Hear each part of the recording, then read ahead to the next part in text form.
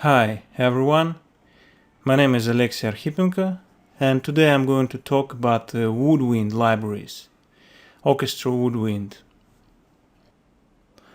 Lately, the woodwind instruments of the orchestra are often underrated, and they are given the supporting second roles. One of the main commercial forces of sample libraries is film music, and lately music was moving from the John Williams style with the active role of woodwinds to some Hans Zimmer style where strings, brass and effects had more importance. Jazz, pop and rock music styles also use woodwind instruments not so often. That is why evolution of the woodwind libraries was not so fast as of the other orchestra instruments. But today we can talk about the revival of the woodwind instruments and woodwind instrument libraries. Last year, several high-quality, detailed woodwind libraries appeared. By the way, good old East-West Quantum Leap Symphonic Orchestra included quite good woodwind sounds, so I think that could also be the cause of slow evolution of these woodwind libraries. So woodwind libraries do not become out of date as fast as the other orchestra instruments.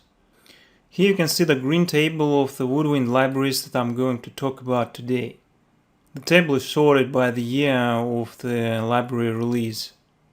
Here are some quite outdated libraries: Westgate Studios, Bella D, a micro library of a small size which can be used for some sketches, Hollywood Winds.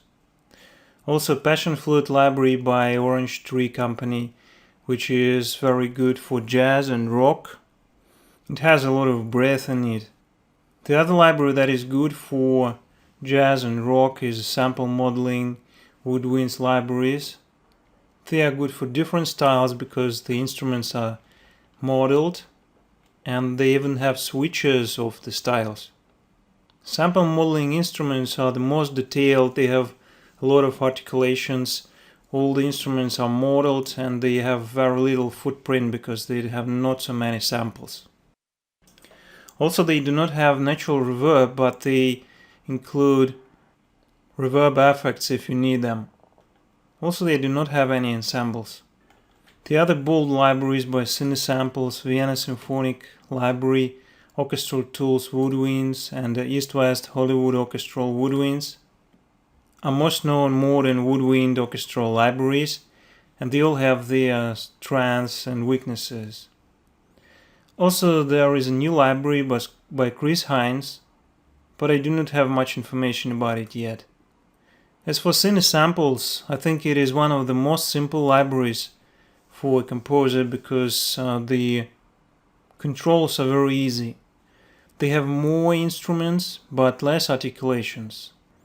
Vienna Symphonic Library has second instruments but does not have phrases. Berlin Woodwinds by Orchestral Tools has a lot of round robins, layers, articulations, ensembles, second instruments and runs that can be synchronized with the orchestra string runs by the same company, Orchestra Tools. East-West Hollywood Orchestral Woodwinds do not have phrases, but they have a lot of articulations and a lot of microphones. They do not have ensembles and second instruments. So the main trends of the development of the woodwind libraries is that the first high-quality modeled library showed up as a sample modeling library, and also more and more detailed sample libraries are emerging. The difference compared to the string libraries, for example, is that woodwind libraries now do not have groups.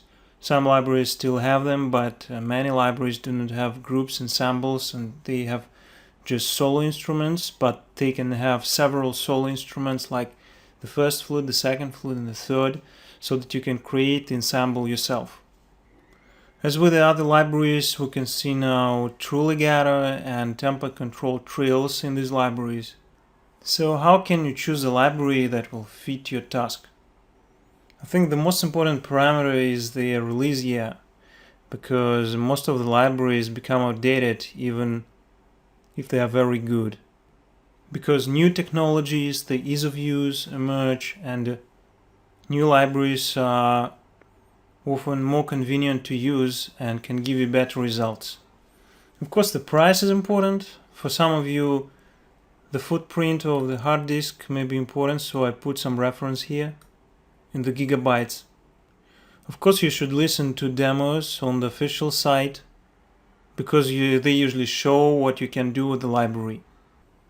Also, you can search for the reviews in the internet, and the best reviews are usually on the Sound on Sound site. Also, you can examine some technical capabilities of the libraries, and I created a table where I compare the libraries based on some technical parameters. So the columns are parameters grouped into several colors, and the rows are the libraries. So you see that the green rows are the Woodwind libraries. Also, there is sample modeling libraries. They are in the brass family, but they also have woodwind instruments. You can download all these tables from my site, and the link is below the video. This table contains a lot of commands that help to understand what the capability means. Some commands about the libraries, and also commands about the technical capabilities of the particular libraries. So the first important characteristic is the number of musicians that are playing in the library. For example, F for the full orchestra, G for some grouped instruments. In the case of the Woodwind libraries, as I have already said, in many libraries you will not find the groups or ensembles. So these are the libraries where you will find only the solo instruments. In the other libraries you can find the full orchestra groups, for example 3 flutes playing at the same time, and also the solo instruments. So 1F means that you can find both the solo and the full groups. The next is the number of the microphones that do not have any natural reverb or have a little reverb, like the closed microphone recorded on stage.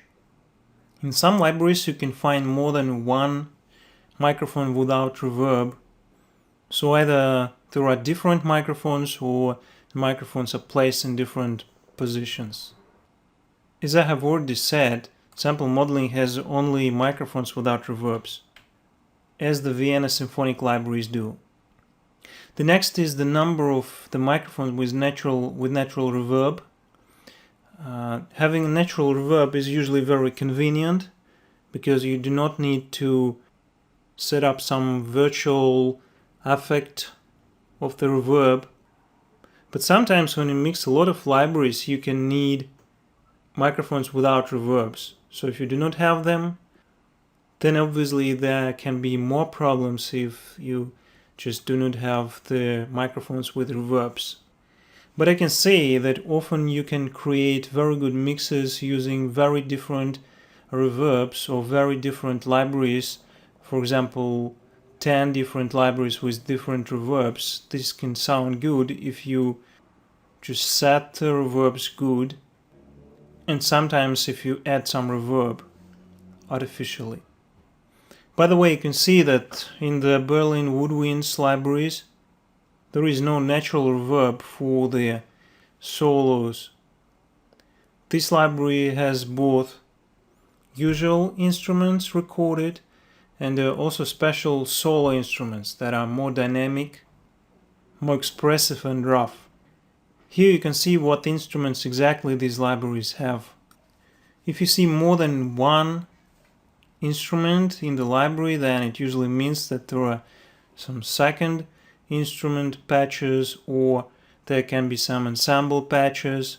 And in case of Berlin Woodwinds, you can see the commands. For example, for the flute, they have the first, the second, the third flute, the flutes ensemble, and the solo flute that is recorded without reverb. You can see that Hollywood Orchestral Woodwinds has the most types of instruments, and the Berlin Woodwinds has the greatest number of variations of the instruments. On the other hand, the Cinewinds by Cinesamples has also a lot of ethnic instruments. But of course, usually you can find a lot of ethnic instruments in special ethnic libraries. In the case of Cinewinds, these ethnic woodwind instruments were very carefully sampled with the orchestral quality. The next characteristic is the full pitch range. For example, in some libraries, instruments have reduced pitch range. For example, the violin can sound not higher than C7. There can be not enough low notes, but usually for the woodwinds, there are enough notes. I did the ranges of some instruments in commands here, so that you can estimate if the range is enough for your track. The next characteristic is each note sampled. This is not very popular today, and most of the libraries use one sample to create the sound for several closed notes, usually 2 notes, so that the sharp and flat notes just borrow the sound of the closest sample using pitch shifting. Well, this does not increase the quality, so I think in some time, when sizes of the hard disks jump to the next level, there will be no such limitations. The next characteristic is each note sampled. The next characteristic is full dynamic range. So some libraries do not allow you to decrease the sound so that it fades out. This is usually due to the fact that the samples are recorded at several fixed dynamics. And for example, the sample with the least dynamic is pianissimo. So when you decrease the dynamic of your note using, for example, some continuous control, you just crossfade to the pianissimo, and when you go to the lowest mark, you have 100% pianissimo, so that you cannot go lower. 2 libraries do not have these problems. It is the Berlin Woodwinds, where they created a special dynamic range knob that controls the ability to further change the volume of the sound of the notes, so that you can go, for example, below pianissimo. And also sample modeling instruments do not have this problem because just their sound is modeled. In East-West Quantum Leap Symphonic Orchestra, this problem also existed, but you could overcome it by using the samples that have some natural release. But this is not often convenient because you just get the same envelope and the envelope length is fixed. As for the attack types, often you want to change the first note of the melody or to change the legato transitions. But for woodwind libraries, usually all you can change is the dynamics of the note, and sometimes you can change attack using the MIDI velocity. For example, in sample modeling. Also in sample modeling you have a lot of attack and legato types. They are scripted, not sampled, but the whole instrument is modeled, so it's okay. In the East-West Symphonic Orchestra, there are a lot of different samples, having different attack types. But the downside of this is that they do not integrate very good with the legatos, and also they do not have true legatos. As for the sampled release types, woodwind libraries have usually one type of the release. Most libraries have several dynamic layers of the releases, so that the musician plays the release several times at several dynamics. But also several libraries allow you to change the dynamics of the release manually using the continuous control, for example. Different libraries have different capabilities as for the noise. Some libraries allow you to add some noise to the sound. Some libraries allow you to decrease the noise, like Friedlander violin. And different libraries have different amounts of noise built in, so that you should listen to the demos. I should say that Berlin Woodwinds has more control of the noise than, for example, the sine winds. But sample modeling has the most control, I think, of the noise, and also it has several types of rullato and growl that can be controlled smoothly with a continuous control. Some libraries have abilities to play polyphonic legato. This means that you can play several melodies on the same keyboard using the same channel. Generally, this is only the sine samples. I don't think that this is very important capability, but in some cases this can do. Some libraries do not have true legato samples. It is the Passion Flute by Orange Tree, but Orange Tree is planning to release a new orchestra flute library that will have true legato now. In some libraries you can see how many intervals they are sampled for the true legato, but in other libraries you just do not know and it is difficult to understand. In this case I just put the plus sign. Most contemporary libraries have control over the speed of the legato, and some also have the control over the dynamics of the legato. For example, sometimes you need to decrease the dynamics of the legato transition to make it more subtle. In some libraries you can control the speed of the legato transition with a continuous control, in some libraries with a MIDI velocity, and in some libraries you have just a different patch that is the best solution, because it usually gives the best sound, although it is not very convenient to set up. You can see that there are some capabilities that do not apply to the woodwinds, so that I put X here. One of the important patterns of the woodwind usage is the runs and some effects. So many libraries contain runs, and some contain the runs of, for example, 2 speeds, like in Vienna Symphonic Library. Some have 1 speed, maybe several speeds, and the Berlin Woodwinds has tempo syncing so that you can change the speed of the runs, and also it has a runs builder that can help you to create some ornamented runs of different shapes. Passion Flute Jazz Library has a lot of runs, phrases, noises and effects, growls, flutters and screams, but all of them are just bound to the keys, so that you cannot control the pitch or the tempo of it, like in the East-West Quantum Leap Symphonic Orchestra. But in the Symphonic Orchestra you could often change the pitch. Hollywood Orchestra woodwinds have also a lot of musical effects. As for the sample modeling, they do not have just recorded effects or phrases or runs, because all of this is modeled just with the notes. So you just put the notes, you set up the sound quality, and you get the sound that you need. This way you can model a lot of effects, for example runs, but of course not all of them. As you can remember, East-West Quantum Leap Symphonic Orchestra has the samples with crescendo or diminuendo envelope inside the sample. Today, the dynamic is usually controlled by the continuous control, for example the mod wheel or something like that. But of course, the natural dynamics is also very interesting sometimes, because it does not have that cross-faded quality when you just change between some samples of different dynamics.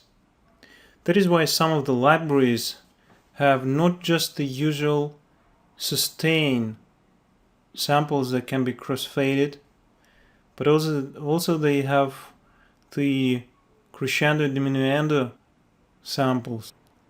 That, by the way, also can be cross-faded sometimes. For example, in the Berlin Woodwinds, they have the automatic cross-fading diminuendo system. Crescendo diminuendo system. And the type of the hairpin depends on the MIDI velocity of the note. Also, by the way, the Berlin Woodwinds control the speed of the legato automatically based on the length of the notes and the MIDI velocities.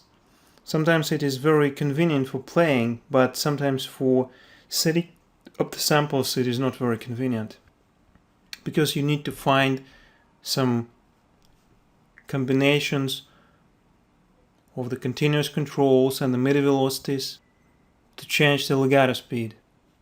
On the other hand, sample modeling gives very convenient control of the legato speed. Today, most of the libraries begin to include some instruments to control the vibrato. Some libraries just have the ability to switch the vibrato on and off, like the Cinewinds, like it was in the East-West Quantum Leap Symphonic Orchestra. The other libraries have the ability to choose the vibrato type. For example, Berlin Woodwinds has 2 vibrato types that are not crossfaded, and the other libraries have the ability to model the vibrato. And while they model the vibrato, they can model any speed and any amplitude, and also sample modeling, by the way, gives you ability to randomize the speed and the amplitude a little. Now here we go, the dynamic layers and the round robins. These characteristics show the quality of the library and show you how many instruments it has to fight the machine gun effect. You can see that the Berlin Woodwinds is the most detailed on this field. It has a lot of dynamic layers and round robins. Most woodwind libraries do not have efficient round robins for the sustained first note. So this leads to the fact that if you repeat the note several times and the note is long and you use some standard legato patch, then you can get some repeating sound. Passion flute goes beyond this. It creates the sound always by stacking the staccato sample and then the sustained sample. This gives the round robin every time it starts the long note, but the downside of this is that each note consists of the several notes that are crossfaded, which decreases the quality. The other important anti-machine gun capability is having some samples, true unison legato samples. It is when you just play one note and then repeat playing the same note almost without a pause or with a very short pause. Yet this capability is not very widespread today, and we have it only in Cinewinds and only for the ethnic instruments, and in, for example, Hollywood Orchestra woodwinds in legato slow repetition patches. As for legato transitions, they also didn't have round robins. This means that when you play the same legato transition between the same notes at the same dynamic level several times, then you will get the same sound. I think that these are the further possibilities for the development of the libraries. As for the neighboring round robins that are popular in the strings section, there is no such technology in the woodwinds, and I think it is not very good technology because it often decreases the quality of the sound. Neighboring round robins works by creating round robins from the neighboring pitch notes. So this always brings some strange pitch changing distortion. It's not very good. As for the second two capabilities, I think they are very important, but yet they are not very widespread. Not separate round robin counter means that you can play repeating passages without thinking, but repeating sounds. For example, if you play C, D, E, F, C, D, E, F, and you have 4 round robins, like for example in these libraries, then the C note will have the same sound if there is general round robin counter for the whole library. But you have separate counters for the C, D, E, F and all other notes, then you will have first round robin for C, first round robin for D, first round robin for E, for F, and then second round robin for C. So this decreases the problems of anti-machine gun in many circumstances, especially in some phrase repetitions. And in some libraries, for example in the Broadway Big Band, which is mostly the woodwind and saxophones library, there you have separate round robins not only for each note, separate counters, but also for each dynamic layer. So that if you change dynamic layer, then you will get the other round robin counter. And the second important capability is having random round robins. You know that Contact has built-in capability of creating random round robins, but the problem there is that there can be repetitions of round robins. For example, there is no protection as for repeating the same sample. For example, each time you get a random sample, and you can get 1, 1, 1, for example, or 1, 2, 1, decreasing the number of round robins. This is not very convenient, so that some libraries created their own round robin scripts without repetition. These libraries are Cine, Samples, and also the LA scoring strings. And I think these technologies are very important, and they should be in the next editions of the libraries. Then there go some automatic randomization and humanizations. For example, you can get automatic random positions of the notes using the random velocities, because the MIDI velocities in sample modeling instruments controls the speed of legato transitions. And also you can get some intonation changing by setting the tempering of the woodwind instruments in the sample modeling. So the high notes become high and the low notes, for example, become lower, or vice versa. Of course, there are no tremolos in these libraries, and there are some trills. Some libraries have sample trills intervals, and in general they are very close to fast legato true legato samples. These true legato trills allow you to play trills just with the keys, just with the notes, at any tempo you want, with any notes you want. Not just using, for example, the trill effects like in the symphonic orchestra by East West. On the other hand, some instruments, like the passion flute or sample modeling, they create the trills artificially without a true legato, just with the modeling. As for the Berlin woodwinds, they also have the trills for Zander and measured trills. That is, trills played in different tempos. Passion flutes have harmonics articulations. Cine winds have several different lengths of staccato notes, and Berlin woodwinds have two lengths of staccato notes. And the strange thing that I didn't find the frullato or flutter tone in the Berlin woodwinds and Cinewinds libraries. But anyway, you can always use the frullato from the East West Quantum Leap Symphonic Orchestra, which is pretty good. Passion flute has some frullato in affix. Hollywood Orchestra woodwinds has frullato, and sample modeling has smooth control of the frullato intensity. And also it has growl control. This is all that I wanted to tell you about the Woodwind Orchestra libraries today.